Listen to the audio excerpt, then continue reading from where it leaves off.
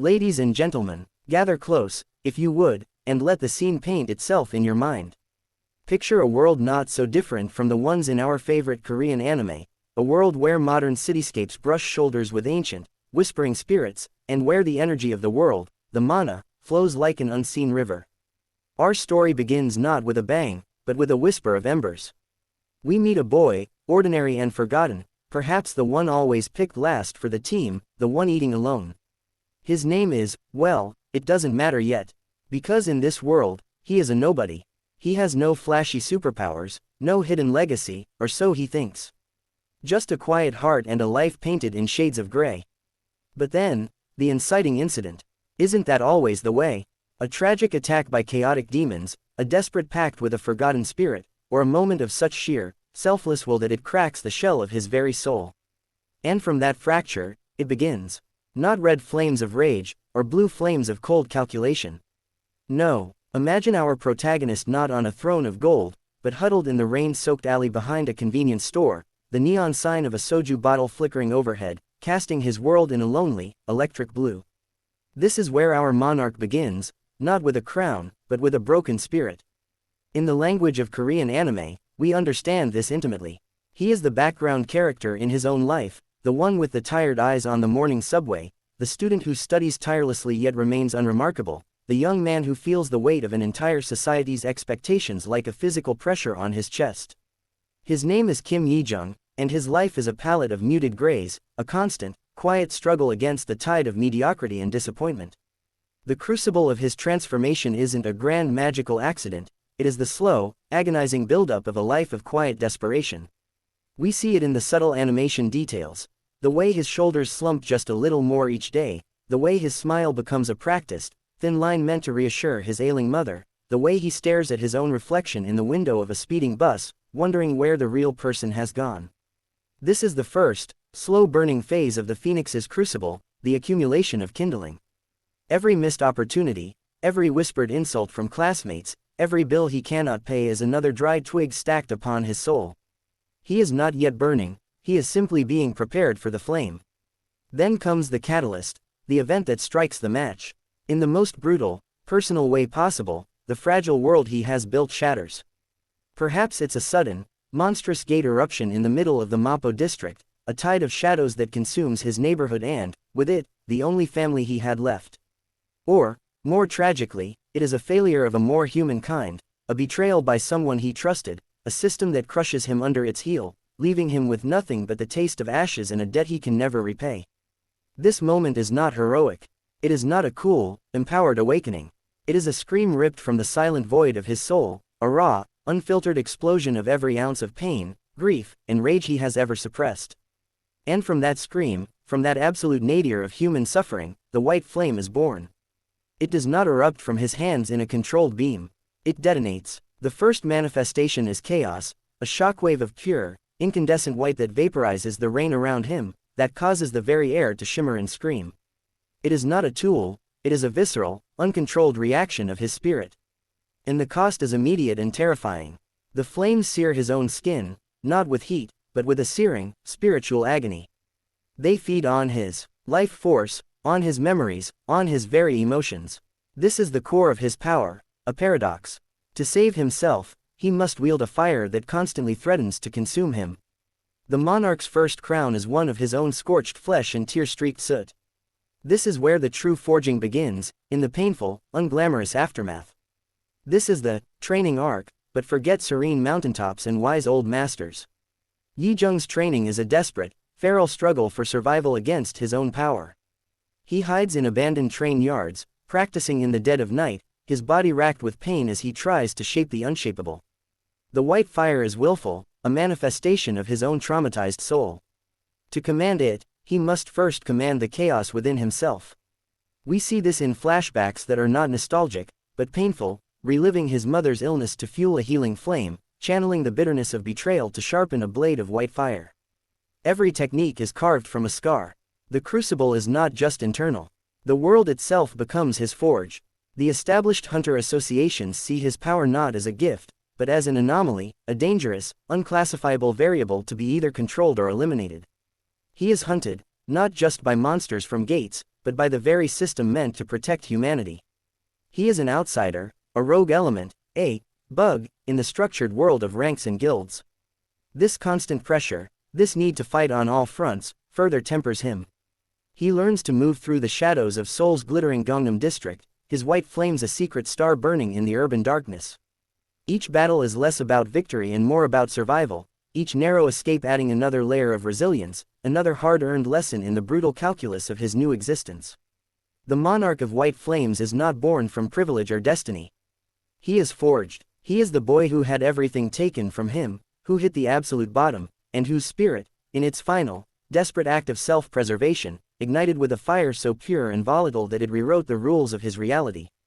The crucible of his past life, the loneliness, the grief, the rage, was not an obstacle to his greatness, it was the essential ingredient. It is the profound, relatable truth that our greatest weaknesses can, through unimaginable pain and will, become our most devastating strengths. The white flames are beautiful and terrible because Yijeong's soul is beautiful and terrible, a testament to the fact that sometimes, the most brilliant light can only be born from the deepest, most complete darkness. The power of the white flames is not merely its destructive capability, its true narrative genius lies in its profound thematic and visual contrast. In a genre often saturated with crimson auras of rage and azure beams of cool logic, the introduction of a pure, searing white is a masterstroke of visual storytelling. Imagine the scene: a chaotic battlefield in a district like Hongdae, now overrun with inky, amorphous shadows that swallow the neon light and hope alike. The standard hunters, with their fiery reds and electric blues, struggle, their attacks seeming only to deepen the gloom. Then, from the alleyway, a light emerges. It is not a gentle glow, but a silent, hungry, brilliant white. It doesn't clash with the darkness, it erases it. The monsters don't just burn, they recoil, hissing as if in recognition of their own annihilation, their forms unraveling into nothingness under its purifying gaze. This contrast is the very heart of the monarch's role. He is not another soldier in the war against darkness, he is the antithesis of it. The flames are a manifestation of absolute truth in a world mired in moral compromise. We see this in the politics of the hunter associations, where guilds vie for power and influence, their motives painted in shades of gray. Deals are made, lesser evils are accepted, and the lines between protector and opportunist blur. Into this walks Yijeong, a living, breathing moral absolute. His white flames cannot be used for subtle manipulation or half measures. They are a force of pure, unadulterated consequence. When he acts, there is no collateral corruption, no lingering malice, only the clean, stark result, purification or oblivion. This creates a stunning internal conflict for our hero and those around him. His companions, who operate in the world's necessary grays, often find his power terrifying. Can a world truly be saved by a force that offers no room for nuance? A villain might plead a tragic backstory, a system might argue for a necessary sacrifice, but the white flames do not negotiate. They burn away the lie, the pretense, and the corruption, leaving only the bare, often uncomfortable, truth. This makes the monarch a walking, talking crisis of conscience for everyone he meets. He is the embodiment of a simple, devastating question: in a world that has learned to tolerate shadows, is there still a place for a light that is utterly unforgiving? Furthermore, the white color symbolizes an immense, heartbreaking sacrifice. Red flames speak of passion and fury, drawn from an overflowing well of emotion. Blue flames speak of control and intellect, a power mastered by the mind. But white is the color of totality. It is the color of a star consuming its own fuel in a single, magnificent burst. Every time Yijeong calls upon his power, he is not just spending energy, he is offering a piece of his own soul, his memories, his very essence to the fire. The flames are beautiful because they are costly. They are pristine because they are fueled by the ultimate price. This makes every victory bittersweet. With each battle won, the monarch becomes more powerful, yet more hollow, a king whose throne is built upon the gradual ashes of his own humanity, a brilliant, lonely light in a world he is destined to save, but perhaps never truly belong to. The ascent of the monarch is the very soul of the zero to hero narrative, but rendered with a uniquely Korean intensity that transforms a classic trope into a visceral, relatable trial. This is not a montage of effortless power-ups, it is a grueling, frame-by-frame chronicle of a soul pushing past its absolute breaking point, again and again. We begin at the very bottom, not just of the power scale, but of human spirit. We see Yijeong not in a training dojo, but in a dilapidated, one room Gosiwon on the outskirts of Seoul, the walls thin enough to hear the city's relentless hum, a constant reminder of a world moving on without him. His first training is a desperate, private struggle for mere control. He isn't trying to create a fireball, he is trying to hold a single, sputtering wisp of white flame on his fingertip without it lashing back and searing his own flesh.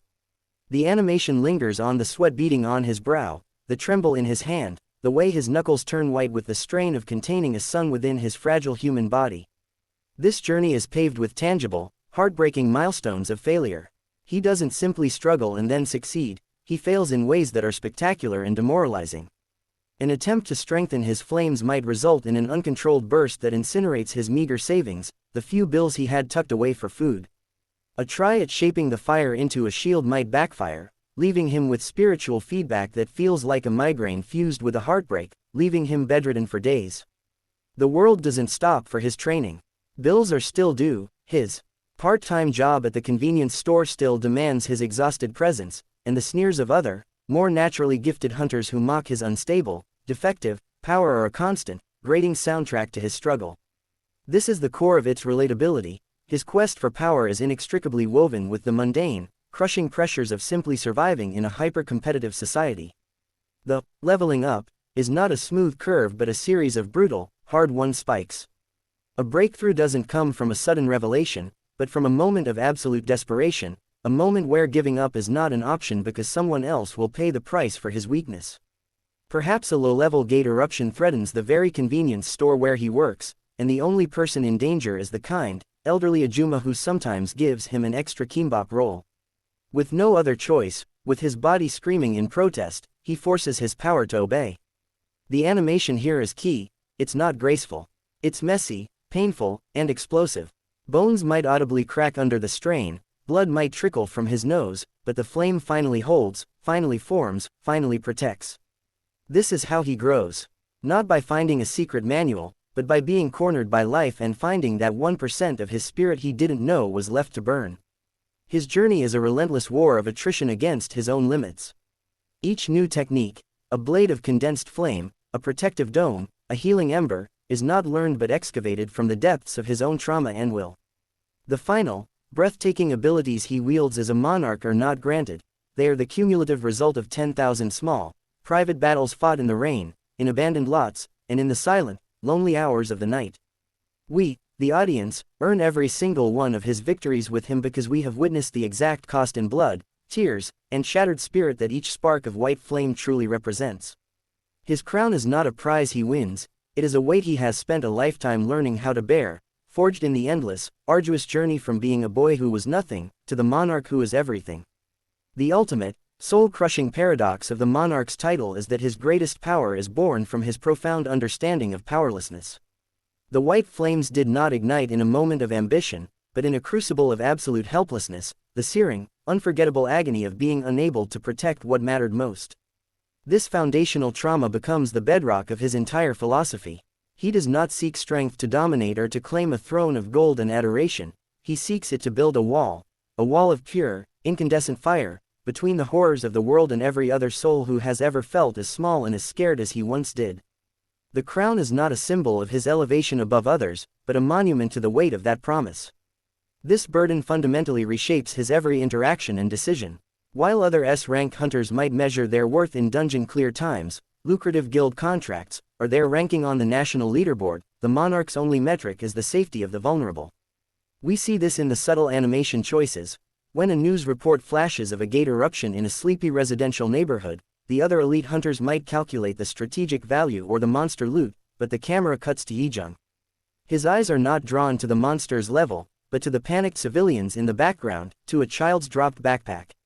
His response is not a calculation, it is a reflex.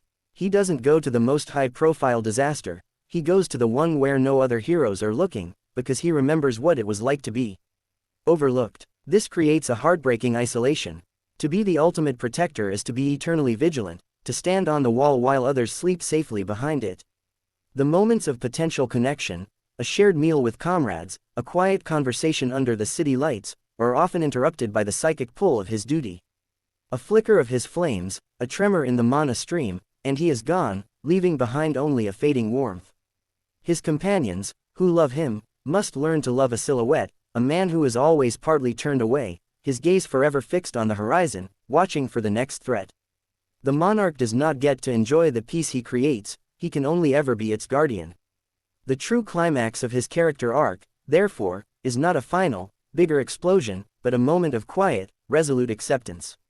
After saving the world, after a battle that scars the heavens themselves, he does not ascend to a celestial throne.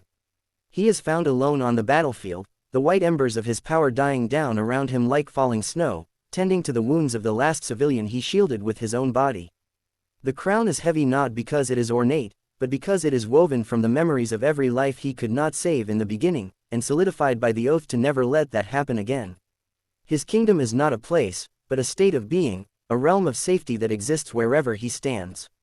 The Monarch of White Flames is the loneliest king in existence, a sovereign whose only decree is protection, and whose only treasure is the continued, peaceful breathing of those he will never meet.